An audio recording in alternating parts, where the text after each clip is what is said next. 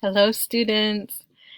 Replies that use conjunctions. Ignite. Do you remember replying to a classmate in Schoology? Let's try it again. Chunk, we will practice conjunctions. Watch this introduction video. This is a list of examples. Just read these. And, but, or. Correlative conjunctions join words or phrases of equal weight. Both and.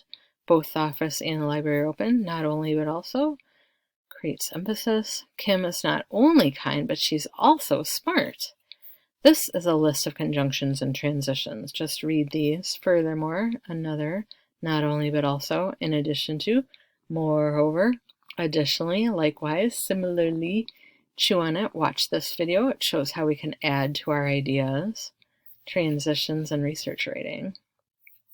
Remember, we are doing research when we ask questions, such as, what is this story trying to teach us?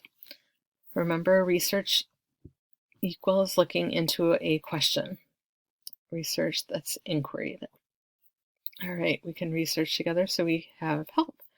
Review. Consider the question, what is the story trying to teach us? How do you know? What part of the story you're thinking of as evidence you are right? Click reply to another student or me and use a transition. Use transition words not only to build on their ideas.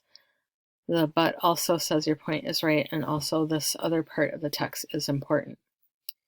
So I'm going to rewrite this and use transition words not only to build on their ideas, and but also, which says your point is right, and also this other part of the text is important.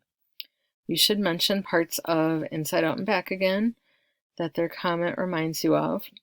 It is also fine to bring up a different book if it makes sense to you.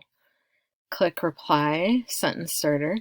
Not only is there a theme of, repeat the person's words here, but there is also a theme of. Thank you, writers.